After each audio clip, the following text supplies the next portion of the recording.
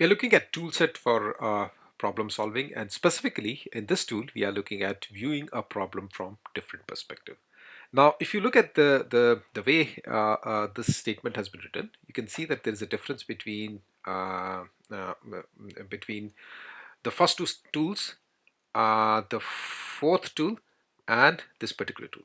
You know, the first two tools and the fourth tool are universal in nature, which means it can be applicable to all kinds of problems. Viewing the problem from different perspective, it may be able to help you in solving a problem, but it's not a universal approach. Just want to be make you cautious that it is often helpful to look at the problem from different perspective. It doesn't mean that it will always help you to solve the problem. It's not a catch-all, general catch-all. It's not a universal yeah, but still it's good to look at the problem from different perspectives. For example, if you look at this figure, the person to the left sees it as a 6, and the person to the right sees it as 9. Okay, they're having different viewpoints because they are looking at it from different position, different perspectives. Now the key point here is, in order for you to look at the problem from a totally different perspective, you have to change your viewpoint, which means you have to physically change the location from left to right so that your perspective changes from 6 to 9. The key here is to change the position from which you are looking at the problem. Okay, and when you look at the problem from different perspective, it may give you different views, insights. Yeah. So for example, in this figure, the person to the left sees it as 4 different rods, whereas the person to the right, who is looking at it from a different direction, from a different perspective, sees it only as 3. Okay. Now suppose you're a pirate. Suppose you're a pirate and you're on a lookout for a treasure. Now, your view to the treasure may be blocked. So, from where you are standing at the moment, your view to the treasure may be blocked by these mountains, by this forest, by this river. Yeah. So, from where you are standing, you may not be able to view the treasure at all. In order to have the insight in order to have the sight of your treasure, you have to change your position. You have to look at it from a different perspective. Changing the perspective means physically lifting and shifting yourself to a different point of view. Okay, once you're looking at it from this point, all those hurdles of mountains and jungle and river are not blocking your view, and you have a clear sight to your treasure. Okay, now this is what we'll be covering in some of the examples in this tool.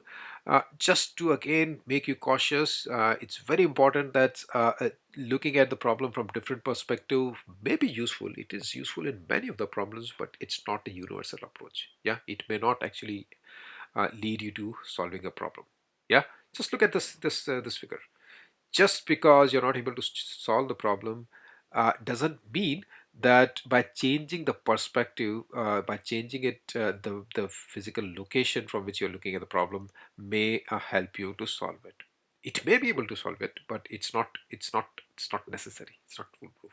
In fact, some of the situations may be equally hopeless. So for example, you look at this person who is strangled on an island. Yeah, he's there for many days, and all of a sudden he on the horizon he sees a boat which is coming towards it, and he gets very excited. After so many days, he's finding someone who can potentially rescue him.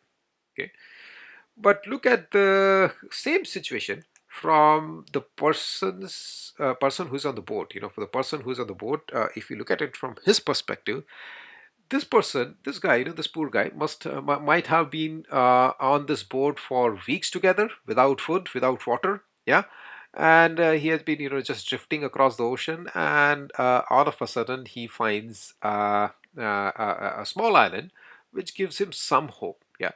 Now, from either of the two perspective, it's a hopeless situation. Yeah, just that the both of them do not know. Yeah, both of them are not aware of it.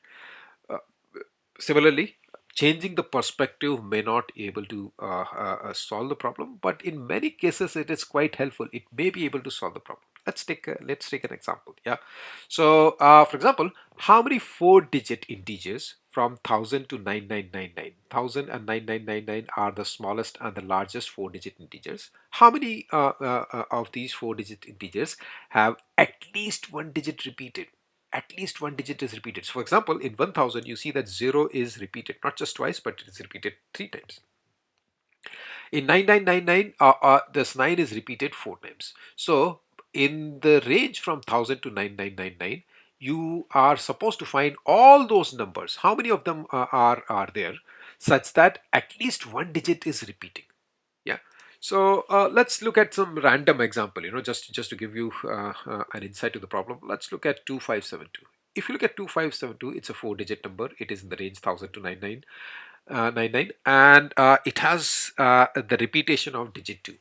So which means we should be taking it off, which we should be taking it on, saying that this is a number which satisfies the condition that we have in the problem. Let's look at the next number, 2573. None of the digits are repeating, all of them are unique. Yeah, so it's not following, it's not of our interest. The next one is 2574. Again, no digit repeating. We come to 2575, the next one, and you notice that the 5 and 5 are repeating, which means this is of our interest. We should be counting it in. 2576, no repetition. 2577, we find a repeat of 7 and 7, which means we should be including it in our count. 2578, no repetition. 2579, again, there's no repetition. And then we go to 2680, which is again not having a repetition. So we have just look at some random sequence of numbers and see which one of them are of our interest and which one of them are not. Now, just by looking at this sequence, there's no pattern emerging. It's not a regular occurrence of after every third or every fourth take you'll be getting across. There's not a repeatable pattern. There's no repeatable pattern that you can derive from it. Which means it's not that we can look at this set and then extrapolate it to the entire range and say that yes, the total number of counts should be this. You can't use the extrapolation for it. So what will be the traditional approach in solving the problem, in this solving this problem? It will be to list down all the numbers that you have and then observe each one of them. Yeah, like we have listed here, and then observe each one of them, and then wherever you find a repeat, you will count it in. If you're not finding a repeat, you will be leaving it out. Yeah, so that's how we'll be that's the obvious approach to solving this problem. But then the challenge here is there are too many numbers here between 1000 to 9999. There are so many. There are 9000 numbers. You can't do this step by step for 9000 numbers. You can't list them down all, and it will take ages to follow this method. So there must be another way to solve this problem, and that's where the change in the perspective comes to your help. Yeah. So when you're trying to solve this problem, it's like you're looking at the treasure from a particular point of view, but then so the treasure is your objective. This is your starting point, but your view is blocked because there are too many hurdles inside. So if you change your perspective, yeah, from this point of view, you can't see the treasure at all. But if you change your perspective, which means you're physically looking at it from a different angle, from a different location, then you may be able to solve it. So let's see how it is applicable in this solution of this problem. Now our objective is to find all the numbers in the range 1000 to 9999 which have at least one digit repeated. Yeah, we are supposed to find all the numbers which are satisfying this condition. Let's represent this set of all the numbers which are satisfying the condition by a rectangular block. So this rectangular block is basically a set of all the numbers which are satisfying the condition. Now you have to be aware of the larger what you call range in which this set sits. Basically, if you look at it, this set of all the numbers which are satisfying the condition is part of a larger set. It's a part of it's a subset of a larger set which is essentially all possible numbers between 1000 to 9999 are represented by this large oval set. And how many such numbers are there between 1000 to 9999? There are 9000 such numbers. So this green oval represents the large set in which there are 9000 numbers, some of which are part of the numbers which are satisfying the condition. Now, if you take away this rectangle from this green oval, you are left with a cutout set. Yeah. So this yellow shape, which does not include there's a hole here. There's a hole which is cut out. This yellow shape represents all the numbers, yeah, which are not satisfying the conditions. All possible numbers, you have taken out all the numbers which are satisfying the condition, so you are left with the numbers which are not satisfying the condition. Now, the reason why we are doing it here is uh, it may be difficult to find the numbers in this set. As we saw, it's a very cumbersome what do you call cumbersome method to list them down, all of them, and then see whether they are following the conditions or not, and then count it. It may be much easier to find this particular set. We already know that this is 9000. It may be much easier to find the numbers which are not satisfying the condition. When we say not satisfying the conditions, it means numbers which are in the range 1000 to 99, part of the larger green set, but they do not have any digit repeating. None of the digits are repeating. Yeah. So let's look at the problem. Let's shift our focus. Instead of finding all the numbers which are satisfying the condition, let's look at it from a different perspective, and let's focus our attention in finding all the numbers which are not satisfying the condition. Yeah. And how will we do that? If we see, basically we are interested in all the 4-digit numbers in this range. Let's make a table. Yeah, the table, as we have learned in the universal approach to problem solving, it's always better to draw a table which is a much concise and a better representation of the information. So we are making a table in which we are listing down all the places. So the first place is the 1000 place. This column represents the 1000 place. Then we have the 100 place, which is the second position. Then we have the 10th place and the units place. Yeah. Now, for each of these, we'll try to find out what all possibilities are there, which all digits can fill into this place, in the 1000 place, and from which all digits that can fit into this place, you will find how many number of possibilities we have, how many number of different possibilities we have. And we'll fill this table, and we'll try to answer. We'll try to make up the count of this particular subset. Now, when you're looking at the 1000 place, you have got lots of options between 1000 to 1999, which means the 1000 place is ranging from 1 to 9. You've got 9 different options. Any of these digits 1 to 9 can fit into your 1000 place. Remember, you can't fit in a 0 here, because if you put a 0 here, then it doesn't become a 4-digit number. It becomes a 3-digit number, which is outside the range which is given to you. So when you're looking at the 1000 place, it can be any of the digits 1 to 9. And how many such possibilities are there? You can do it in 9 different ways, either 1 or 2 or 3 and so on up to 9. So there are 9 different possibilities.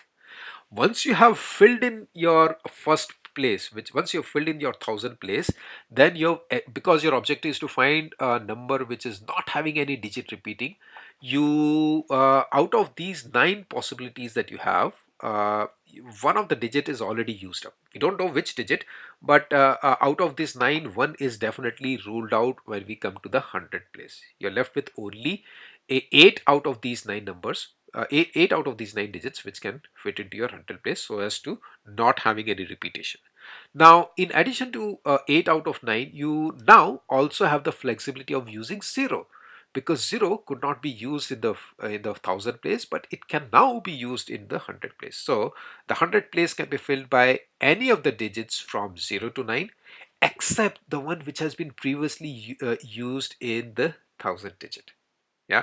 So between 0 to 9, there are 10 different digits, out of which one digit has already been used up here.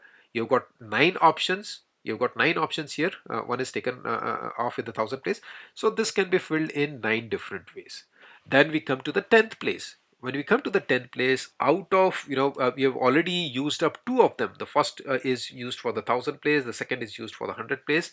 Now out of the 10 digits, you are left with only 8 options. So all the digits from 0 to 9 except the ones which are used in the 1000 and the 100 place, that gives you 8 different possibilities.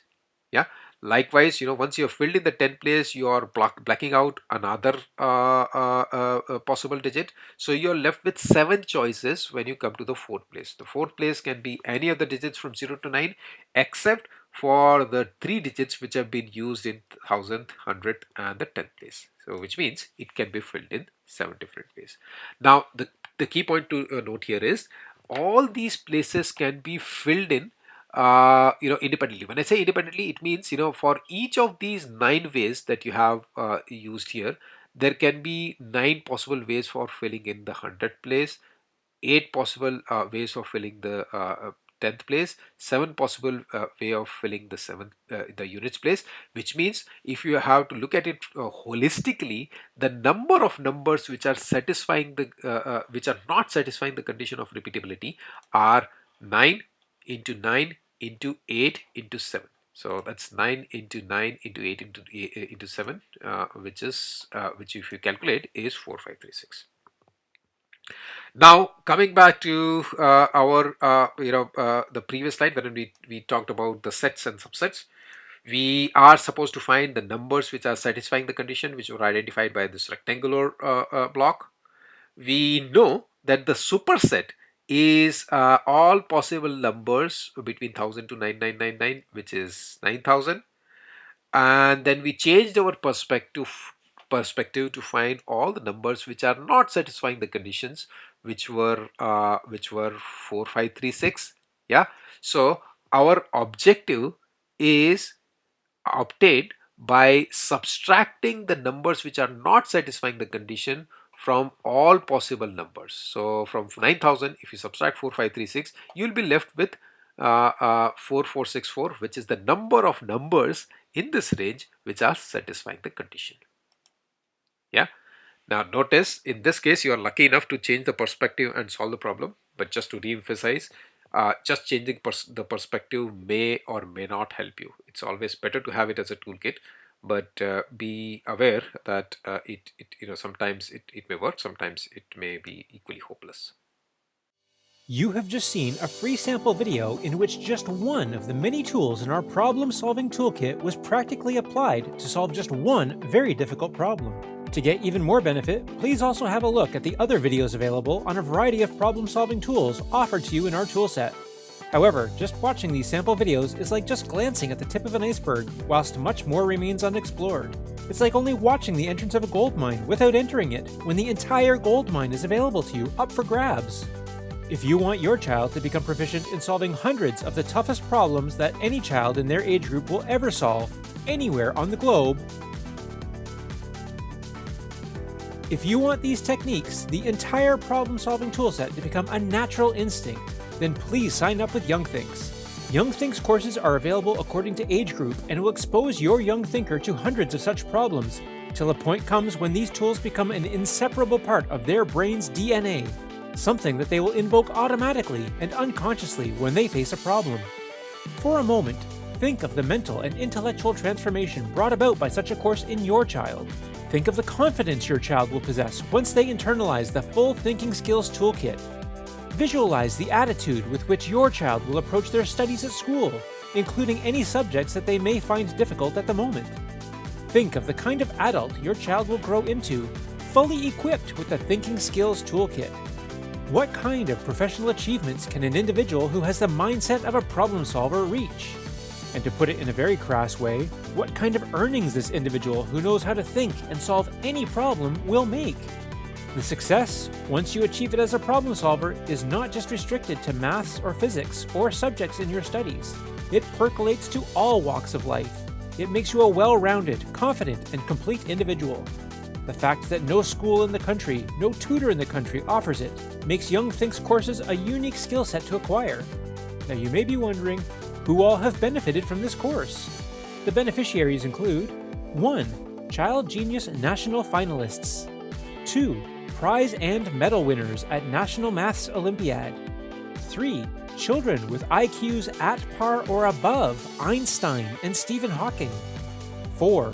Invitees of special summer camps at Oxford and Leeds universities, 5. National Team Maths Championship finalists, 6. Aspirants appearing in the entrance test to the best universities in the UK, including Oxford and Cambridge, 7. Achievers with the highest grades in GCSE exams. So don't hesitate. Register for the Young Thinks courses starting very soon and let your child make the most of them. To register, go to www.youngthinks.co.uk and click the shop page to find the full range of courses suitable for your child's age group. If you have any queries regarding the course, the registration, or the discounts available, it's best to give a WhatsApp call to the number appearing on your screen, or send an email to the address given here. Please do not hesitate to contact us and get the best possible advice. After all, the right course may transform your child's thinking and problem-solving abilities to a height that you can only imagine. Do not wait another day. Book your place before the registration closes, or contact us to discuss what is best for your child. We will advise you on the best options for you and your child, depending on your unique context.